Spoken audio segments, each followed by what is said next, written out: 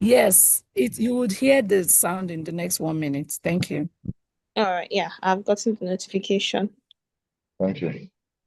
Okay, so I would like to welcome you all to the start of this cohort, and I'll be handing over now to the lead facilitator, Mr. Bassett. Over to you. All right. Good evening. Okay, let me start with good morning, good afternoon, good evening, wherever you're joining us in part of the world. It's a pleasure to have you on this second cohort of IMA Academy. My name is Olayola Basit. I've introduced myself on the group, then I would like to introduce myself again because of the new folks we have around amongst us. So I'm a commercial and business analyst. I work with a port terminal in Calabar. So I'm currently in Nigeria. So, and I'm also a maritime data analyst.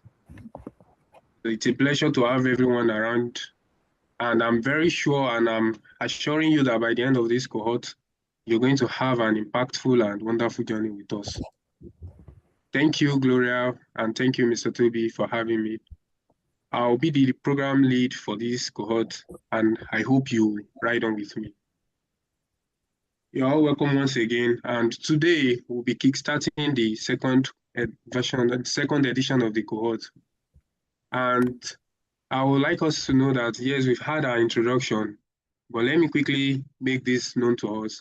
Today's class is going to be an interactive one because I want to assure you, I want to believe that we all come from a maritime background. If you are not a student, you should definitely be either a professional, you should be working in one of the maritime sector, I believe so. So this is the focus of the training because we're going to look at how we can leverage data analytics, how we can be a data analyst, and we can leverage the skill to solve maritime business problems. That is the aim of the training. So this is module 1 for this week, and this is what we'll be talking about. I hope we can all see my screen. Yes, we can. Yes, I can see your screen. And I hope Mrs. Joyce is having the recording. Because I've not received any sound yet to notify me of the recording being taken. Please kindly confirm if I can proceed so that other students that are here to join will not miss out.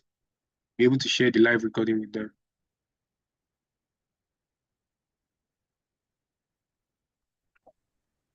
It shows that we're live, and that's the live streaming that is actually going to be converted to the recording, if I'm not mistaken. So I think you can proceed. All right. Please wait before you proceed. Sister Tosin, I can't see the recording sign or the live stream sign again on my screen. Help confirm if that is happening. Okay, it's happening. Please continue. All right. Thank you very much. So, first week, which is this week, we'll be looking at the maritime industry and the data fundamentals. And this we'll be looking It at is the live stream. I just sent you the link so that you can also see it. It's live stream. All right, thank you. So just like I was saying, we'll be looking at the maritime industry. We're having an overview of it. Then we'll be looking at various data topics. We'll have introduction to analytics. We'll talk about the maritime stakeholders. We'll talk about the maritime data sources. But today classes will be focusing on the two aspects, which is the maritime industry overview and the maritime stakeholders. So that is why I said it will be an interactive session whereby I will be able to, some people will still be kind of anxious. I believe some people will be like, how does data and maritime align? What is the relationship between data and maritime? Yes. So that is why we'll be having an interactive session. And by the time we go over it, you have an idea of what we'll be talking about when we start tomorrow's session by the special grace of God. So by the end of this module, you should understand the maritime industry structure. Then you should be able to identify major stakeholders, explain maritime operational processes, understand analytics fundamentals, identify maritime data sources, and recognize the value of data-driven decision making. So that is what you should at the end of this session. If you're not getting anything right, please do not hesitate to ask questions or let us know. If you're unable to catch it while the class is on, you can also drop it on the group. We will respond to every question and every clarification. We'll give clarification to any question. So what is maritime industry? Please I don't know if anyone can just tell me what maritime industry is. I believe we have, even if you're a professional, definitely you have an experience and you have a knowledge of what your industry is all about. So aside from what is on the screen, please can anyone just briefly tell me what maritime industry is?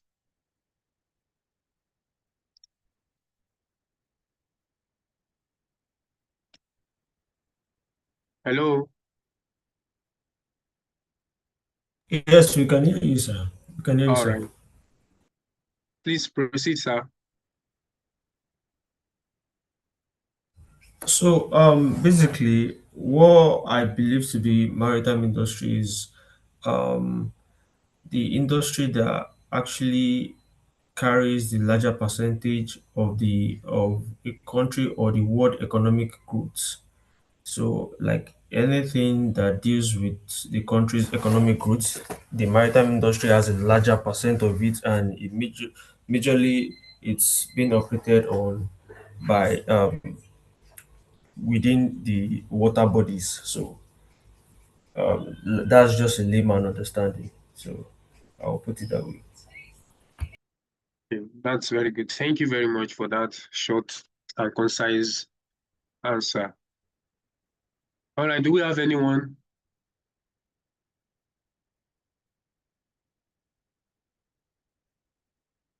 Okay. Please let us make it as much interactive as it could be so that we'll be able to have a knowledge sharing experience with ourselves. So maritime industry is basically, just like you said, is a water body trade. However, it consists of several organizations, several bodies that participate in that activity. So it is the movement of goods or passenger through waterways, just like you said, yes. And if you look at it now, you can check your room, you can check yourself. If you are, I don't know, some people will be in their workspace, some people will be in their some place convenient. You will definitely see that nothing you have there it will have an element of being passed through. It would have passed through a ship, and that is how important maritime industry is to the world, to any sector. No matter what sector you are, you need the maritime industry to facilitate your trade. And look at it. Just look at the last sentence. The industry serves as the backbone of international trade and facilitates the movement of over 80% of global trade by volume. So the most carrier of larger goods is maritime. If you want, that's through the maritime industry. If you want to have a massive, you have a massive product, for example, and you want to move it, the best and efficient way to move it is through the water. And which maritime industry? That is just maritime industry. And 90% of whatever we are having today, whatever you are using today, whatever resources, whatever equipment, whatever you are using would have passed through a ship or through a maritime processes. That is how important and how relevant maritime industry is. So our maritime industry consists of different sector, but these are the major sector we have. We have the shipping sector. I'm using an annotated mouse, I think. So I hope you can see where I'm hovering over. So this is the major maritime sectors. We have the shipping sector. The maritime industry consists of what? Several sectors. So the shipping sector is what? Movement of cargo and passenger by sea. That is container, bulk tanker, even the offshore facilities. They are part of the shipping sector. The ports, gateway for international trade, that is where the main reception and what? And the ingress and the egress of what? Of those cargoes or commodity or passengers happen. So terminal operations, cargo movement management, that is where the main cargo operation is being, that is where the main cargo operation takes place. So that's terminal operation. Coming from the loading, I hope we familiar ourselves with loading. So we have a lot of professionals here, so which I believe, even if you don't have the full glimpse of what some terminologies have, you should have the basic knowledge. But in order for clarity, loading is what? When you are loading onto a vessel. So the term loading is used for when you're loading, that is when you are doing an export. And discharging is what? When you are discharging, when you have an import and you want to discharge it. Container handling is also a special sector. It is even part of it can be either loading or discharging, but sometimes, most times, let me say, it is treated as a separate operation itself, as a separate terminal operation type itself. And equipment management is also part of terminal operations because we have the onshore operation, we have the offshore, and we have the ashore. I believe we know the onshore is what? When you operations happening inside or on the vessel. Then ashore is what? Within the key apron. And onshore is what? Offshore is what? Out of the ashore. That is outside of the key apron. That's on the sea itself. That is what offshore is. And we have onshore. Onshore is what? Within the key apron. So we have the freight forwarders as well. We have the freight forwarding sectors. So these are the people that handle the cargo transportation coordination, from documentation to custom clearance to transport. So what they do is they ensure that the goods arrive from the what? From the consignee to the from the importer to the port, and from the port to the final consignee. That is just their major work. They handle all the coordination, the documentation, and all the clearance, all the necessary clearances.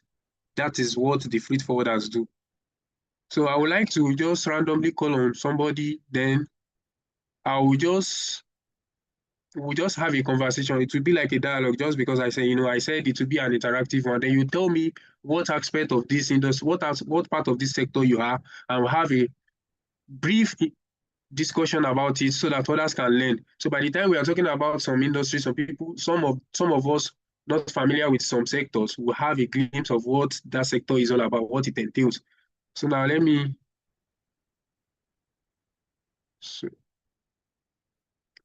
call on someone randomly. Mr. Douglas, if I'm right, is it Mr. or Mrs.? Mr. Douglas, please tell us. Yes. We'd like to have you. You're the number one on my list. I don't know. I just see your name and I feel like, wow, Douglas. This looks like the name of a vessel. Maybe MV Douglas. So I would like to know, what part of the sector are you and how does your operation looks like, so that we'll be able to streamline it and we'll tell you how data operates in that sector so that others can learn from it as well. Oh, okay. I'm in the shipping sector. Basically seafaring. Okay, you work with a line carrier. Yeah, Shipping I work. industry. Yeah, I work. Yeah, I work. Yeah, on a ship. Okay. Yeah. So I would like to know, Mr. Douglas, what are and I know you can be one of, maybe, I don't know your rank. I won't want to say maybe cadet on board, I'm OS and all of I'm those not. things. I'm actually So not the captain. yeah, you can be the captain actually. It's gradually. I understand. Now I want to know, Yeah. what do you feel like? What do you think your operation is like from your engagement to what are your activities like on board a ship? Oh, okay. So what you want to hear is our operational activities, right? Yes, exactly.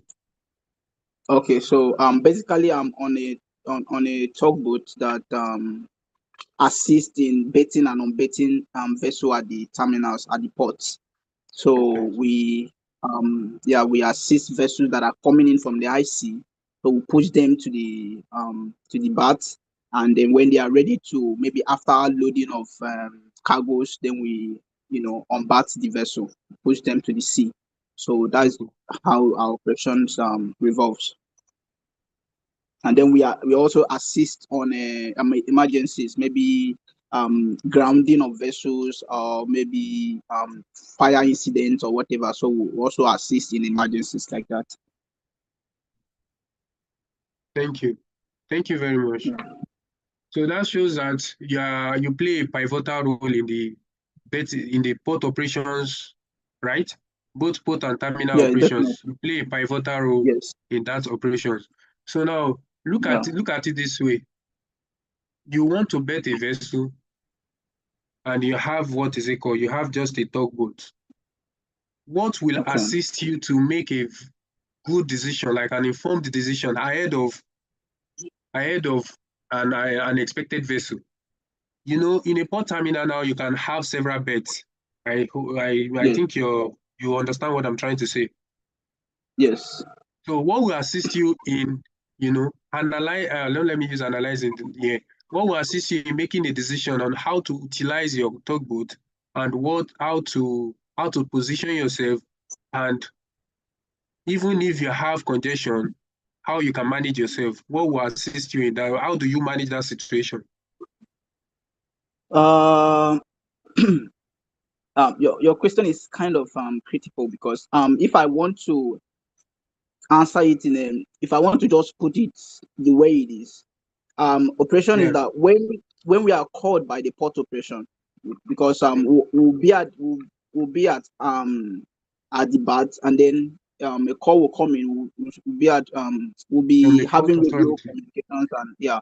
So when Yeah, the port authority calls, or the operation calls for seek for attention to maybe assist a vessel to go to the sea, we'll yeah, then we'll have to check on the current. We'll check on the current, and then we'll know, because the pilot will be the one to give us positions. So if we are to be at maybe the port portal, or to be at the aft, or maybe be at the center litter for center litter forward. So depending on the pilot's decision, they will follow pilot's order. So when we arrive at the when we arrive at the vessel, maybe when we get to where the vessel is, we will then give out our towing lines, and the guys, the seafarers on board the vessel, will now take our lines, and then when we make fast, we would then wait for the pilot's order for us to either maybe pull the vessel, or maybe get alongside for the vessel to ease off their lines, and stuff like that. And after that, we'll then make assessment, check on the current, where if we are to maybe if the vessel at the maybe the port side, or the bow will have to push first, or vessel at the aft will have to go first. So we'll have to make calculations like that using the current, right, to do the assessment. But basically, the pilots are the ones to give us order on what to do, and then we'll follow up the pilot order, and also we'll use our own initiative to, even when the pilot will give decisions or give orders that we'll know that will not be safe for us, we also use our own discretion to carry out the operation. So basically, all right. most of the things that concerns time, and stuff like that concerns data, is mostly done in the office. So the office will give us information. So they're basically the one giving us information. Our own is just to check the current, then the weather and everything. Thank you very much. Yeah. Now, I've gotten what I want to get. So what do you think will measure your efficiency as a personnel on a top boat? So through those processes you've analyzed now, you're already exchanging data, and that data will be what will measure the tugboat efficiency. One, the current you're measuring, you're trying to know, when you start getting those data, you'll be able Yeah. to know, even without you checking. There is something that is, I don't know the system you use. Maybe you use an automated system, or you have to be on a voyage before you know if the current is high or not.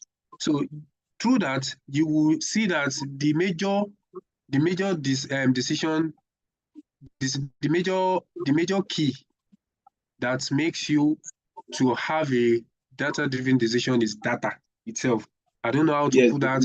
Let me restructure my sentence again. The major thing that is making you to have, okay, this current is high or low, or this pilot is sending a signal that we can start engaging, is data. Yes. And that data is what is playing the pivotal role in any of your processes.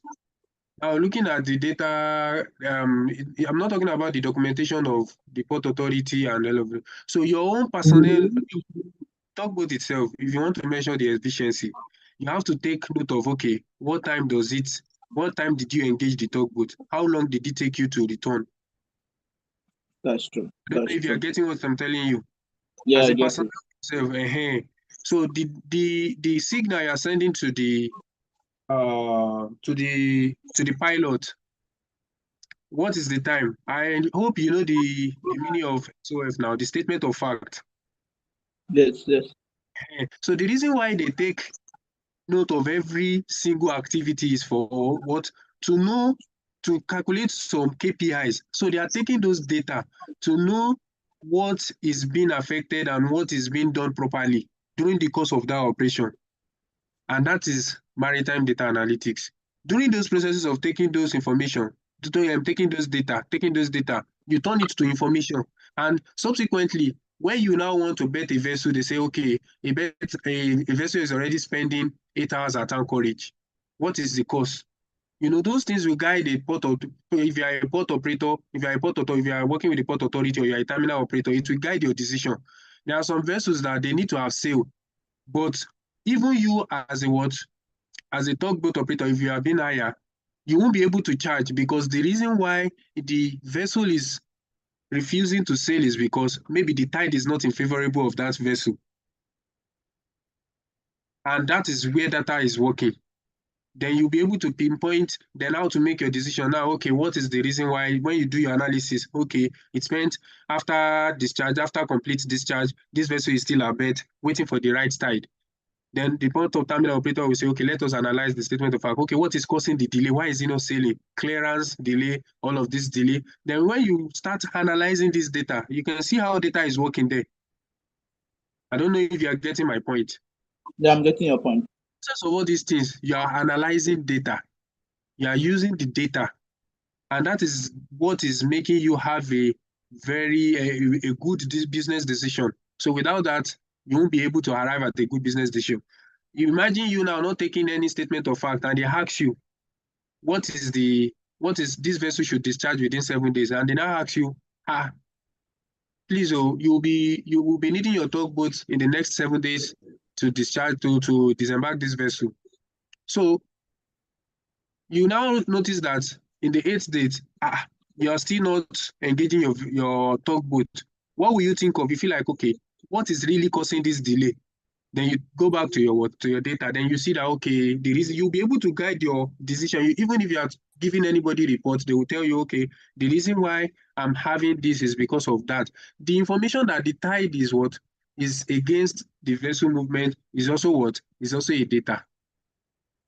That when you analyze, you now know, okay, it is against the vessel movement. That is why the vessel cannot sail at this particular time. I don't know if you get the overview. I don't know if we are following. Yeah, I'm following. Mr. Saeed, Mrs. Jocelyn, who else is on the call? I have 12 people here. Aliyu, Shehu, and let us react, please, if you are getting the conversation. So we just want to see the synergy between data and maritime and data, so that by the time we move forward, you get familiar with how they work. You won't just be strange. It won't just be strange to you. So we're having this conversation to know how the maritime sector works from different professionals when we have that conversation, so that when we get to some point, we start saying some things, you'll be familiar with it. By the time you start working with it and you start learning the tools, so you'll be able to know that, okay, this is how I can apply this knowledge in my own niche, in my own sector. So you may not necessarily learn everything as regard your sector, but once you have the basic knowledge, how maritime and data how they synergize, how you can synchronize both, and how you can leverage data to improve maritime business operations. You'll be able to apply it in your own different sectors and different field. I hope we get that. So, Mr. Let me see another person. I don't want a seafarer again, please. Mr. Let me help you put someone that is very knowledgeable on the spot. He's a ship All owner. right, sir. Okay, sir. He works in a ship owning organization. Mr. Ali, are you interested in supporting us with your knowledge? Mr. Ali. Hello. Yeah, Mr. Toby, good evening. Yeah, good evening. We want to learn from you what your day-to-day operation is with operating your vessel and how you interact with data. I think that's what Basit is saying. Is that correct? Exactly, sir. So we want to see the daily day-to-day operation so that I will point out the nodes where at a point in time you need data to make your decision. So that you'll be able to understand where maritime and data cross-line together. Well, I'm sorry, can you come again? I missed Okay. We want to have an overview of your day-to-day operation. So we'll just an interactive session. So we'll be able to explain how data can improve your business decision and and it can enhance the efficiency of your day-to-day operations. okay. So let me just let me start from for instance now, just to give an example, let's start from the end of sea passage when our vessel, let's say, was engaged in an activity and then completed that activity back to for instance, Lagos Anchorage. So after that, we send notice of readiness that the vessel is ready for its next operation. We inform all the interested parties. And then if it is a loading activity, we, of course, send the standard operating procedure for the loading activity. And then the loading activity, after we carried out, we then again send a standard operating procedure for the delivery, and then of course notify all the interested parties involved. And after the delivery, then we send the delivery reports for that activity, and then back to end of sea passage. When you are done with the operation, back to Lagos Anchorage or Port Harcourt Anchorage, wherever the vessel is going to be at the end of the day. So basically, that's how it looks like.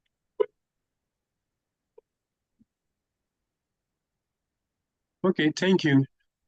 Even though I just try to pick one or two from what you're saying because the audio is not that clear, but I get what you're trying to say. From the engagement of the vessel to sending of the notification of arrival, notification of readiness, and all of those statements of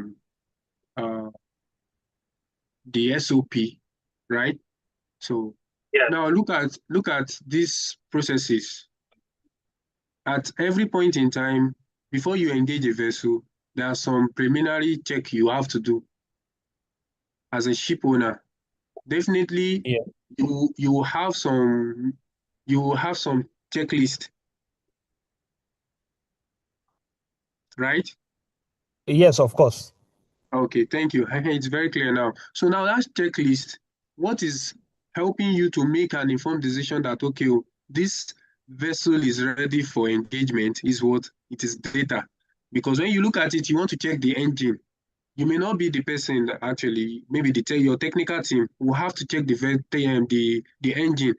Now they get data from the engine, they check, okay, this is normally, if this vessel is to engage, maybe for example, the engine has to be at maybe 70%. Okay. And they are reporting it that, okay, this vessel is 50%. The vessel is not ready for engagement. You have to do some adjustment. That is a point whereby you need data to make your decision. Because you are using Yes, that that's very data. correct. You say what? I said, yeah, that's very correct. All right, thank you. Now, when you send the notice of readiness to the port authority, right? Through the Not to captain the port authority alone, to all the parties, Navy, involved. yeah, the charterer, All right. if you are going to a jetty, the jetty representatives and whatever. All right. Okay, this is how I don't know how it works over there. I would like to know your region, but I think the way I received my own notice of readiness is through the port authority. I'll receive my notice of readiness, or sometimes the notice of readiness is being sent through the captain. Yes. So so when you send that notice of readiness, what guides the decision of the port authority in order for you to know if you are ready for you to come to BAT, or for them to engage you, or to send a pilot to assist your entry into the channel is data, because they would like to know what is the bet capacity, what is the bet optimization rate, and what is the current bet capacity. For if I have a bet, if I have a terminal, if I'm a terminal operator, I have 2 bets. Now your vessel is coming, and I have just one bet available. One is already occupied, and I have another expected vessel coming, and it's almost at what? It's almost at anchorage. Now, one will guide my decision in what? In making your vessel BAT before that vessel is data, because what I will check is what? I will check my preliminary check. Maybe my own standard operating procedure is what? First come, first pay, first bet. Now, if I now check my data, I will now check my data. I'll say, okay, this vessel, I took your information, MV Aliyu and MV Shehu, they are coming. MV Aliyu documentation submitted. Now look at how data is being collected. That's why I'm just showing you how data is being collected and is being used. MV Aliyu documentation submitted. MV Shehu documentation submitted. Clearance done. Awaiting piloted. Okay, payment done. Payment pending. So now let's check. Another thing terminal operator will check is what? The volume and what's your what type of cargo. You will now check again, okay, this is carrying a liquid, maybe let's say a liquid bulk carrier and the general cargo, or a break bulk. Sometimes they use general cargo, sometimes the industry use break bulk. So now a break bulk and a liquid tanker is coming. They will now check, okay, how long will it take me to, these people, both of them have made payments, and they are both at anchorage. What are the costs they will incur at anchorage first? And secondly, for me to have a maximum beds utilization, and for me to maintain both customers, because if I delay a tanker that will discharge maybe 20,000 metric ton of a PMSAG or whatever within 3 days, because of a break bulk vessel that will discharge within 17 days, then I'm doing myself no good, because a tanker will not wait. So it is that data they collected, then say, okay, expected time of arrival, expected time of, that is why you see all those data. Then they will now say expected completion and discharge completion time, expected date of departure. So when they now check your expected date of departure, they have used some metrics to calculate that, okay, if a tanker is coming, the minimum discharge rate is what? The average, let me use average, the average discharge rate.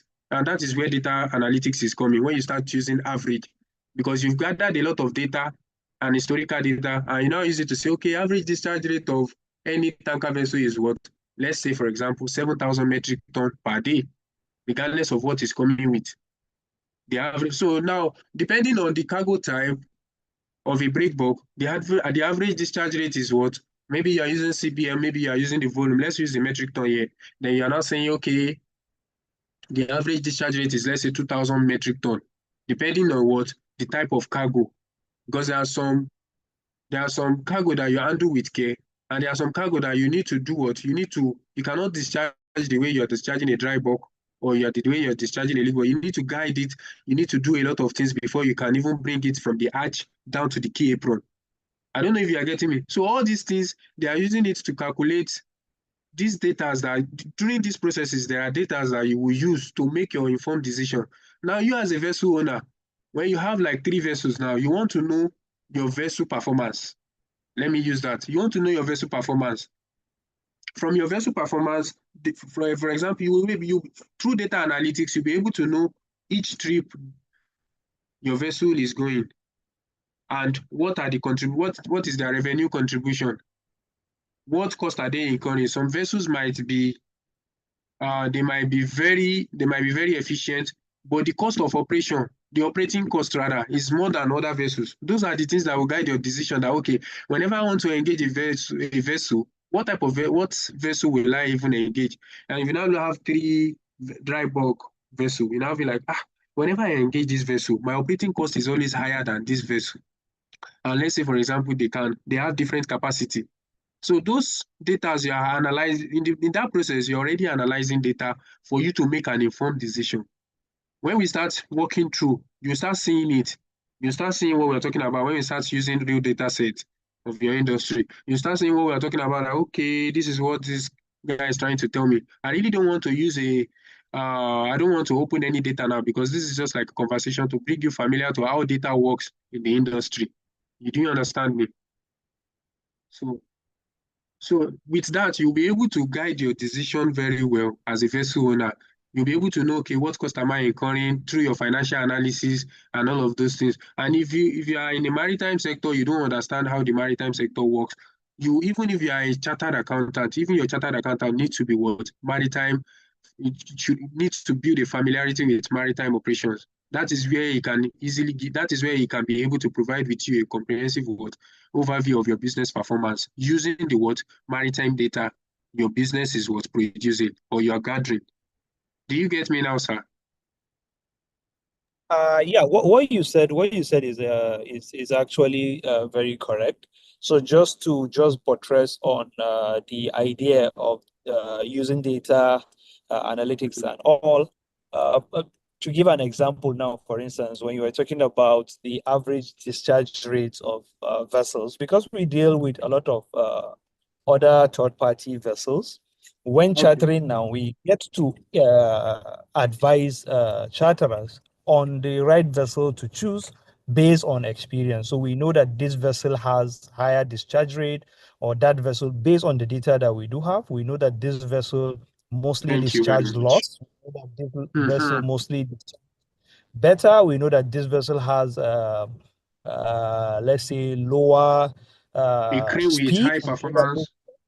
Exactly. We know that this vessel have this type of crew that are mostly, shady. So we do have all of these data to be able to share with charterers to advise them on what to do and what not to do like that. All right. Thank you very much. Yeah. I love that addition. So you can see now with that, you can now start having an insight of how data and how maritime and data analytics, overlap. Do you get? So that is it. Thank you very much, Mr. Aliyu. And I hope by the time you start thinking about it again, you will feel like, okay, this is what this guy is trying to say, and this is what I can get from it. This is where data comes in, and all I've been doing, I've been working with data. Even as we are talking, we're analyzing data. Even your speech, your daily movement, your everything, they are all data that some people are analyzing based on their particular field. So do you understand now? So thank you very much. I think we'll have to choose 2 more people before we go further to Mr. Toby, are you there, sir? Can you assist me to choose? Do you have, okay, I think they have somebody with ERP management. I don't know the person. I don't know if you remember the person, sir. It's me, Douglas. Douglas. Okay. Oh. Thank you very much. Now, ERP system, you would remember definitely everything you're inputting to your ERP is data. And from there you can, and the essence of an ERP is just like a simplified application for you to be able to generate your report, make your data entry as fast as possible. Yes. Okay, thank you very much. I thought it was another person entirely, so we'll be able to trace on that point. Please, let's have somebody from, let's have Miss. Can we ask our Kenyan sister? Yeah, that is what I'm trying to look for her name.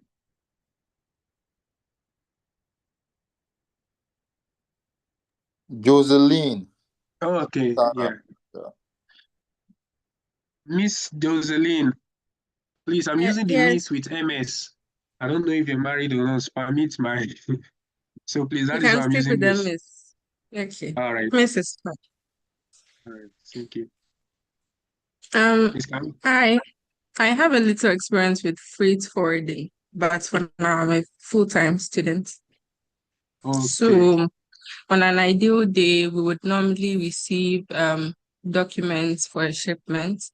Then we'll determine when they will be arriving at the ports of discharge.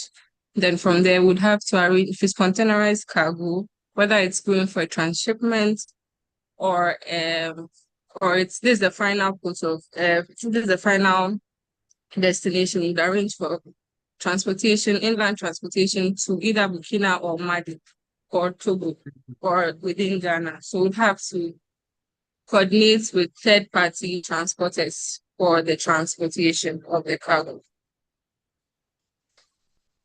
Okay. All right. Thank you very much for that. So within the freight forwarding activities, or let me say operations, at what point in time do you think data play a pivotal role? You may not have the full glimpse of what maritime data analytics is, but I know definitely we've not gotten to the fundamentals of data. But data is just what? An unprocessed information, like just a single element of data can be anything. So at what point in time do you think, based on your little knowledge of how the operation is, what data is, and what data is, based on your knowledge of what data is, and what do you Um, think at a point in time, like, okay, data is what we use to make this decision? so data with regards to the transportation charge from the third parties. So would reference old figures that they've given us to estimate what they would give us considering the kind of cargo they are carrying. Because they have rates for different size of cargos. I don't know if that answers the question. Think so, but let me just buttress the activity of a freight forwarder. Maybe we can get you can give us a clearer picture of that. Now, a freight Okay. forwarder, upon maybe when a shipper contacts you, or let's say an importer, say, okay, I want you, I want you to handle my processes. Now, what a freight forwarder does is what? Just cargo transportation coordination, and you handle their clearances. Now, at what point in time will you be able to what will you use to give a customer that, okay, don't worry, I will be able to clear your goods within 3 days? Um, What do the you data, depending, okay. Okay. So considering you liaison with customs officers frequently from your subsequent activities, you can rationalize or approximate how many days it could be. Thank you very much. And that even it's not about rationalizing it, it's about using data to work now. And we'll show you perfect example of that as we proceed. Not today, but when we start analyzing data. Now, custom clearance, let's use that as an example. The custom processes is what you get I don't want to buttress in maybe from the Form M and all of those power and all of those things. But let's go straight to the point of submission. Sorry. When you submit a document, if you're taking note of those data, I submit this document at 12 a.m. this date, and it was clear, the document was what? Approved and all of those things, you're able to receive your clearance at this particular time. The cargo was Okay. you're able to submit it at the terminal by this time, and you're able to clear the cargo by this time, and the cargo was what? Gated out at this particular time. If you now take a look at, maybe let's say for a year, you take note of those data and you start analyzing, you'll be able to get an average time it will take you to do what? To have your custom clearance and to get out a cargo. Now with that, it will make you know if you need what? If you need improvement, That is number one. And secondly, it will make you communicate to your customers, the cargo owners, that okay, I assure you, within these days, I'm telling you, this is how my operation works. I will definitely. So that is what differentiates a company that works with data. Now, a normal company that is just doing activity, they will just say, within 4 days, we should be able to clear it now. I cleared one, Mr. Said cargo now. I cleared this cargo within 4 days and it's still the same kind of cargo type. So I'll be able to. And now when some documentation error and all of those things comes to play, and you start saying, hey, we'll clear it tomorrow, and we'll clear it next tomorrow. Okay, please give me some time again. But when you have your data, it will make you to have an informed decision ahead of anything. Even if you are needing improvement, you'll be able to know if you'll be able to ally with some customs officials, so that your document, whenever you drop your document, you should be able to receive a preferential treatment on it. You'll be able to look at that. It's also part of the game, PR. When you when you when you when you do PR, you understand? To just serve as a PR to the customs, and when they see you, they'll feel like, okay, this person it may not be the standard, but you're just doing that, maybe doing a CSR for them.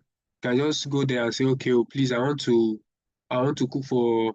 I'm just citing an example. I don't know if it works actually. It works that way. I want to cook for all the staff today from a courtesy of Jocelyn Freight Forwarding Agency.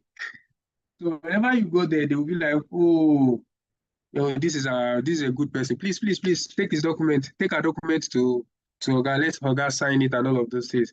I'm just trying to make a scenario out of that. So that will differentiate a company that works with data from a company that doesn't work with data. And now when it comes to customer segmentation, you'll be able to plan yourself ahead of another year when you analyze your customer needs, your customer type.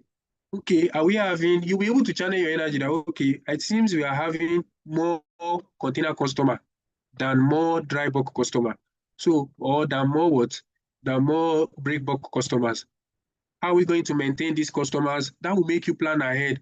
What are the complaints? If you are having maybe a feedback form from the customer, you'll be able to analyze it and see the major complaints they have and how to do better on that. Then you'll be able to say, okay, if we are to handle container customers, what are the things we need? It seems this year we have massive container customer. Then that will make you prepare ahead of the succeeding year, so that you'll be readily prepared for their operations as well. Then you'll be able to forecast what their needs may be. If you are needing extra server, you are needing more manpower, you'll be able to recruit more manpower. Do you understand what I'm trying to say? So that is what serves as a difference, so that at any point in time, you won't be rushed.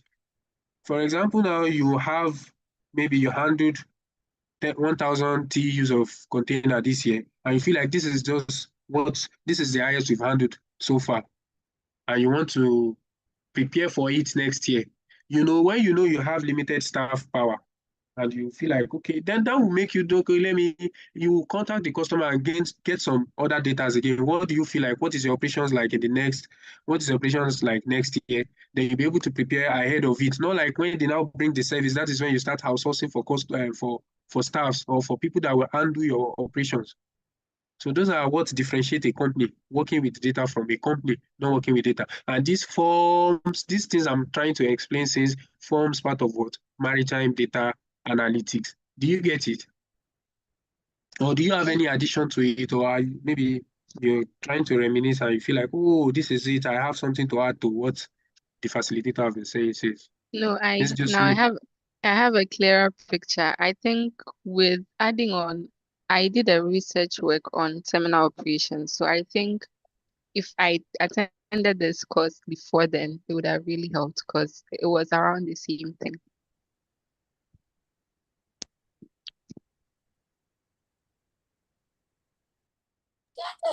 In fact, Thank you. I would like to add an experience that I had with how one of the folks that were trying to bid in my company to provide freight forwarding services. When the young lady came to the presentation hall to just sort of sell her service and why she's the right fit for us to work with. I'd never forget that in the fifth or sixth slide, she showed us the work she has done in the last 5 years, and not by listing it, but she came up with a very, very illustrative graphical visualization of how it has been, how operations has been in Nigeria, the data set, the cargoes that came into the country over a period of time, the challenges that were faced with the clearing, the kinds of cargoes that came, and then she also made like an analysis of what was the impact of what that did to freight markets. And such, if she didn't even finish the presentation before our MD said, "Look, this lady is data driven. Can we give her the contract?" And she executed like millions of dollars of job worth millions of dollars for us. So that demonstrated competence and capacity, that you understand the market and you are predictive of what the market can look like in the future based on what it did in the past. So that is something I just wanted to share on to buttress all that you have said, Mr. Bassett. Thank you. Cool. Thank you very much, Mr. Toby. So, Miss Jocelyn, can you see that? Can you see how, if you leverage data analytics to your scope of work, how it can enhance your professionalism and your career, and how it can push your career forward? Because you'll be talking from an angle of no, and you'll be talking from an angle of experience, like you know what you're saying, you can prove it with data, not like you just go there, they ask you, okay, how many vessels?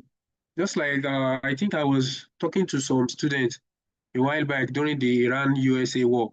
I now asked him, you're just saying Iran is this. I'm not even talking about the religious part. Can you tell me the importance of that Strait of Hormuz?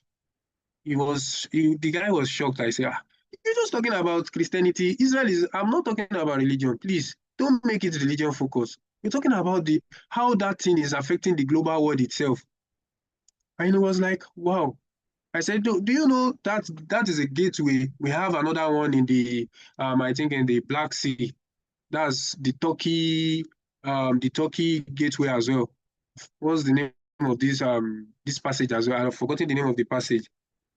They have it in Turkey as well. That not less than 1,000 vessels annually pass that channel as well. So Are you talking about Suez? No, not Swiss.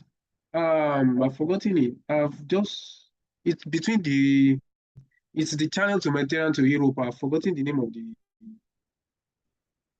they have that.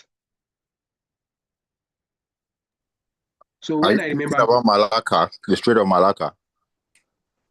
not at all. If you mention it, I will remember. You mean Bosphorus Istanbul Strait? Thank you. Bosphorus Strait. Thank you, Yeah, Mr. Black Sea to Abdurrashid. Mediterranean. Yeah, the channel to Mediterranean. Yeah. So look at you. Do you understand? Because I know if you mention it, I will definitely remember. So when I was now analyzing it to him, he was not like, oh, really? I said, yes, because you're just shouting Tinubu in Nigeria. We're not saying Tinubu is doing well. But look, this is what is affecting the global world. So don't just bring sentiment. So when you're talking from the point of no, you stand out. That is just one-on-one conversation. Now look at you, just like the example Mr. Toby cited. You're now in front of a company or maybe an investor, and you started talking about how you started talking with data. You look at, okay, I've checked through your company's profile. I can see that you have a trend of this and trend of that. You've performed wonderfully well in the past. And when I analyze the cargo, I can see that you need improvement in the liquid bulk sessions, the liquid bulk cargo type. You have made a massive volume in the dry bulk. But however, this is what I found out during my diagnostic analysis. And this is how there's always an opportunity for improvement. When you're talking from the point of no, you stand out different from somebody that just said, I'm just here because I know the job. I know how to discharge. You understand? So that is what will make you stand out in the maritime sector, regardless of the maritime industry, regardless of the sector, be it shipping, be it port, when you work with data, you stand out. Let me give you a typical example of myself. When I got my job, I was an intern in that office. And when I got there, well, first thing that attracted them to me is like, this guy can use Excel. Like my then boss, the boss I was interning under, told them that he has been the one providing this report to please, is my intern. And this like, okay. They said, okay, let's look at him now. Let's look at what he can do. Then they went ahead to they delegated me to the department to understudy the process of the department. And you know the first thing they gave me for them to confirm me for employment? They said that I don't even have knowledge of. I'm a maritime graduate, yes, I know, but I don't even have idea of what port operations. I just know the theoretical part, what we've been taught in school. I don't even have an idea of how to put it. They now said, sometimes even if you read the theory, they will just tell you the global standard, how it is actually is in the real world, based on region or based on countries. It's very different. So they say, okay, we have 5 vessels that we're having outstanding revenue, and we have some discrepancies, some cargo operations discrepancy. Can you help us to analyze all these things? And we want to have we want to invoice the customers as soon as possible, and we want to regain our revenue. We want to get our revenue back. We want to recover it. And that was why I said, where will I start from? Do you know the first thing I did? I was like, can I do this? And all of a sudden, I started saying, okay, no problem. This is what I can do now once I have the necessary thing. And that is what maritime data analytics is. The next thing we'll be talking about maybe tomorrow, which is maritime data sources. The first thing I mapped out was what are the necessary data I needed. As at then, I wasn't even I was still an intern. I've not been a commercial officer, not to talk of the commercial analyst or the sales analyst. I was just an intern. I started mapping out, okay, what data should I need? Then I started gathering data, both from the operational angle, the commercial angle, and the security angle. I'm saying this so that you will know it is not only when you are a commercial or financial or maybe operational staff, that is when you need, even if you are the security people, they need data as well to enhance their decision. Then I gathered all this data, I modeled them, and I started doing my analysis by day, by cargo movement, by by storage, and by delivery. And that was how I was able to recover. I think the money is over 100 million. And we're able to invoice them appropriately. In fact, they can't even contest it because I was going well with anything you want to say. I have there's something they call delivery tally sheet. The terminal operators people, yeah, they will understand it, or maybe some freight forwarders, they will understand it because you need to have that as well, and your gate exit. So I started gathering the delivery tally sheet and I started inputting it on the system. So if you want to dispute anything, I will tell you your daily delivery and how you've been how you've been taking out your cargo since since the last discharge date. Also, when your cargo, even if you load on your for the freight forwarders too, or maybe the clearing agent that want to dispute it, if you load on your trucks and your trucks is still in our vicinity, you are still paying us storage charges because you are still utilizing our facility. So that was how I was able to gather all these things, and I was able to, in fact, let me just tell you, not to brag, I want the best staff for the next year because I did that in. So that is how data will make you stand out, because you are talking from the angle of no, you're not just assuming. And that is what differentiates traditional ways from what data-driven decisional way. Because when you are talking about traditional way, is all about intuition. I feel like the Strait of Hormuz should be. What is the importance? You should just be allowing vessel to go. What is the problem? Then somebody will now tell you, okay, Strait of Hormuz contributes to 80% of the Iranian GDP, this, that, and all of those things. And this vessel, for almost 40,000 vessels, make use of the Strait of Hormuz annually. And the person is talking with, knowledge. And when you check, you were trying to check fact it, you're seeing it, oh, this person is doing well. Okay, so if you're planning ahead, and there's a war between Iran and USA, definitely there will be a decrease in liquid bulk operation. And this is what is happening since the inception of this year. When they asked me that when we're having a report to make to our management, I told them when I did my analysis within my own region, I told them, looking at 2024, I'm talking from the angle of from the angle of analytics. I told them 2024 we had this vessel, 2025 we had this vessel, the whole of. So when you are telling me that my terminal is underperforming in liquid bulk, firstly look at the global trade. What is happening in the global scale? What is the volume contribution of the global scale? So that is where you cannot achieve all these things if you are not analytically inclined. And that is how maritime data analytics become very useful. So that is what I'm telling you at the end of this interactive session, you will definitely enjoy every bit of it. You have a knowledge, even if not full, a glimpse of what we are trying to say and how data is very important and plays a pivotal role in the maritime industry. So let's take one more person and we'll discuss the next slide. Then from there we can have a closing remark. Please, who else is willing? Let me just say willingly to, tell us how their operation is and we'll be able to align data with their operation. Please, we need somebody.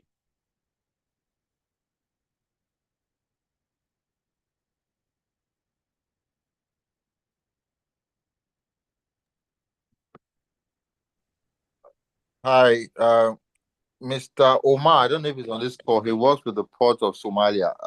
I think he's on the port of Somalia, a port in Somalia. I think he does port operations. If I'm correct, Mr. Omar, right? Yes. Are you on this call? I don't think he's on this call. I think he haven't joined. Say again. I think he haven't joined it. Okay, haven't joined. Yeah. It would have been great to hear things from the port side of things. All right. What about Mr. Abdul Rashid, sir? Where is he? What sector is he from?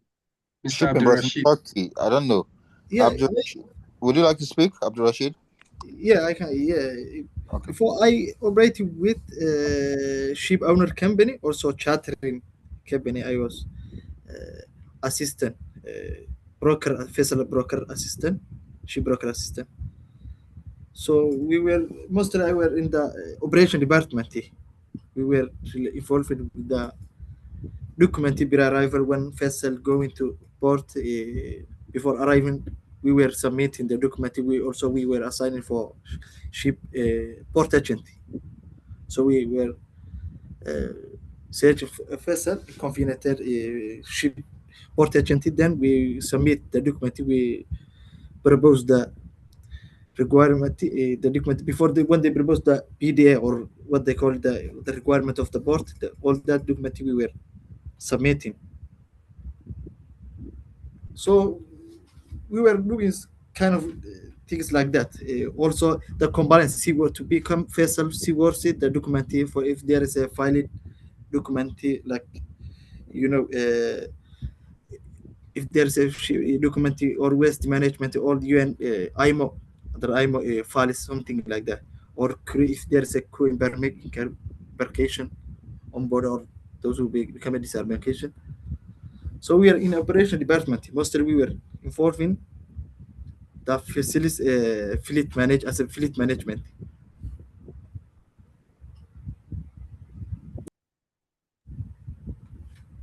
All right, thank you very much. You said if I can hear you clearly, you work with a chartering and ship broker, and likewise fleet management, right?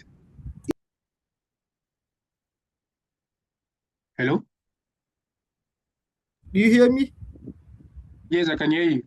Yeah, we also I was working as a assistant ship broker.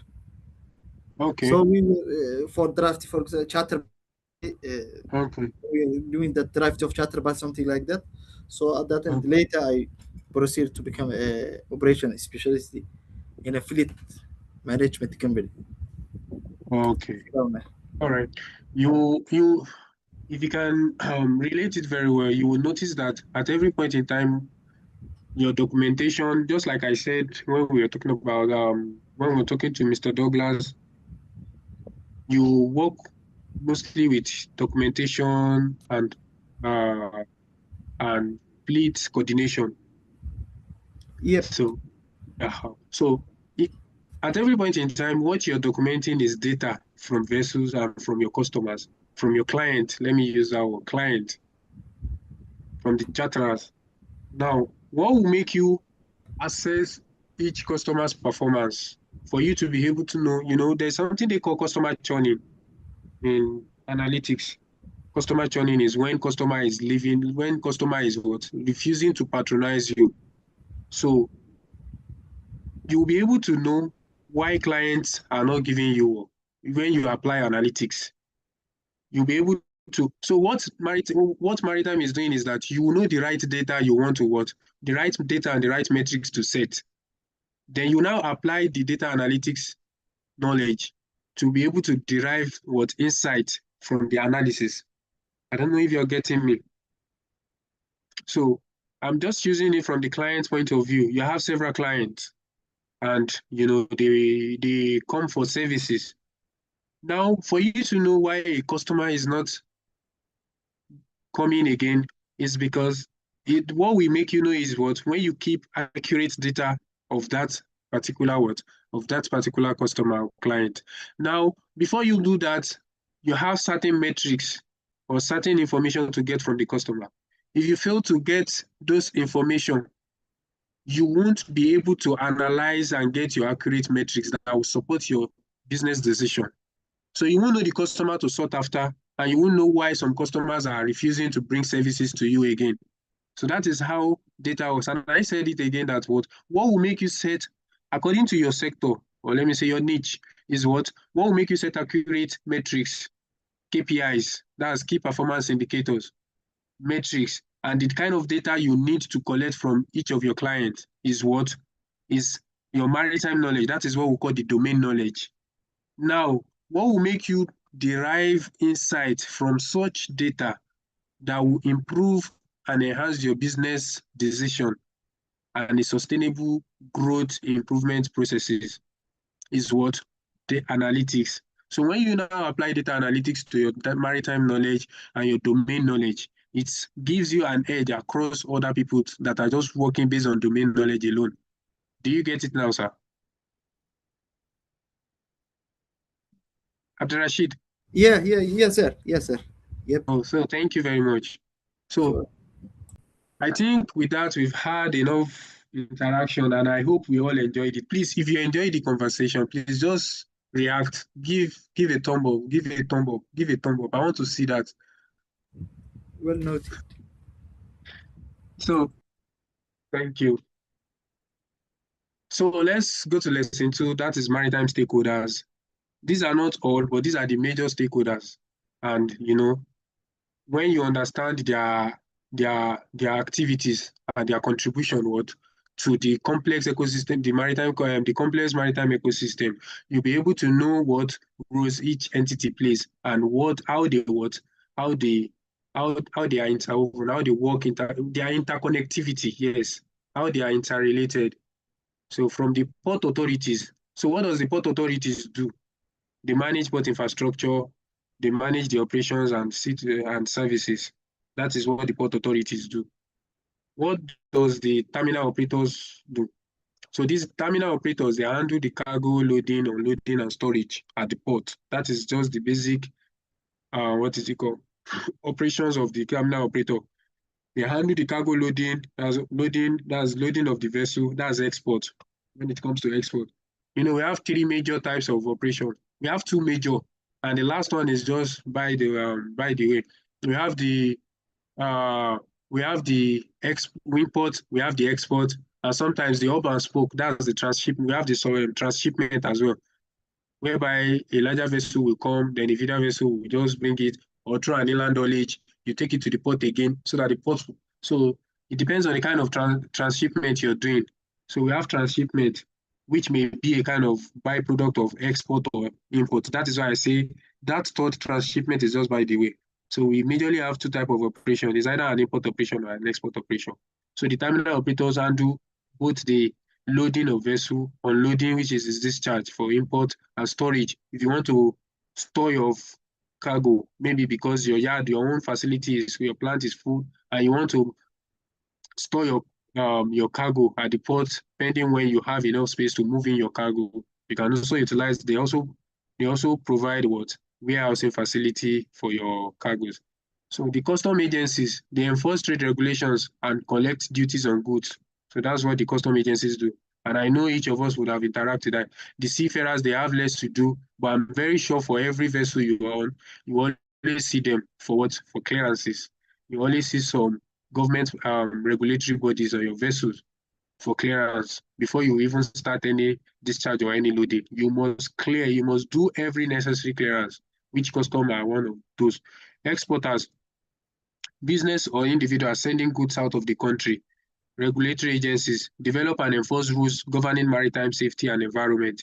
We all have different, but in our case in Nigeria, we have the NIMASA, we have the DPR, you understand? We have the MAPO, we have the NIWA, and all of those.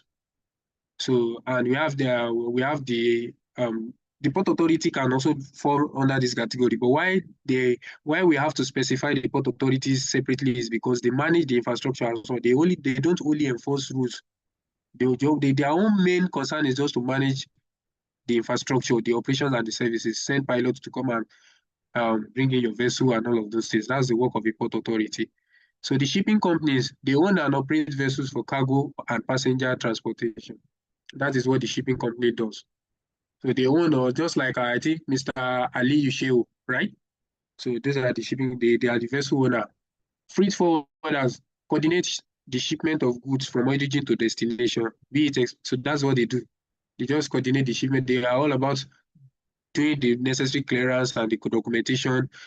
Then they help you move your cargo from destination to where you need it, to your site. So the importers, just like the exporters, take goods, they send goods out of the country. The importers also bring goods into the country. And the transport operators, we call them the haulage companies. So provide various modes of inland transport for maritime cargo. That's the transport operators. Then the logistics service provider offer a range of services from warehousing to supply chain management.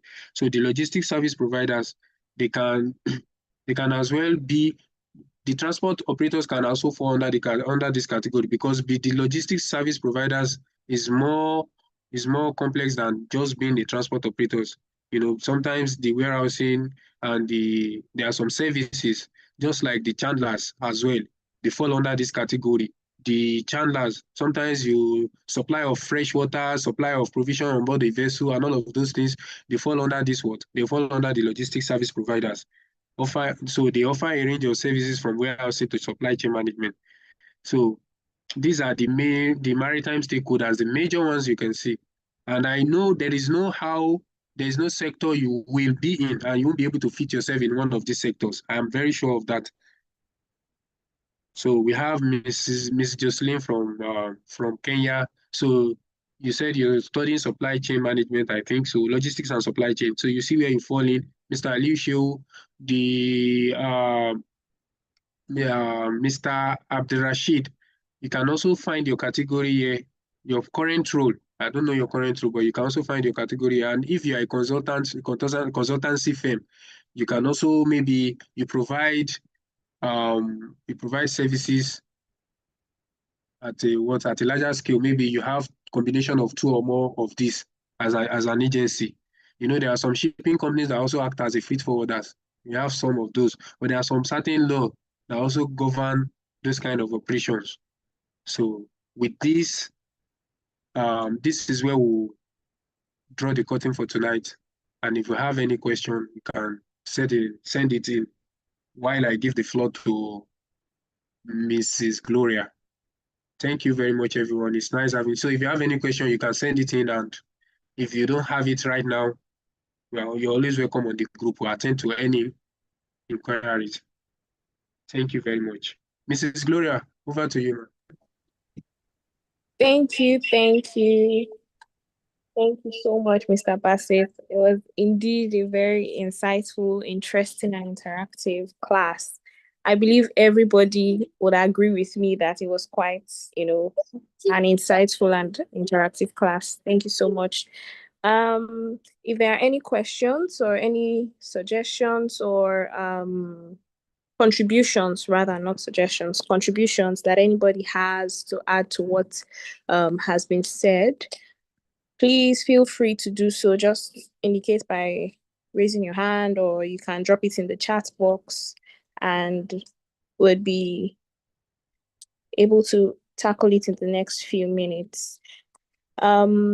Please note that there would also be a feedback form that will be shared in the group shortly. Would like to get your feedback on how the class was. It's going to be an anonymous feedback form, so please be as open as possible. Just share your thoughts, share your suggestions to help improve subsequent classes, and we'll definitely work on that. So if there are no questions or further suggestions, please enjoy the rest of your evening. And of course, the replay or the recording for the class will be available. I believe the link has been posted on the group already, so you can always revisit it. And yeah, thank you so much, everyone, and have a good night. We'll see you same time tomorrow. Good night. Thank you. Good night. Thank you. Good night. Good night. Bye. Good Good night. night.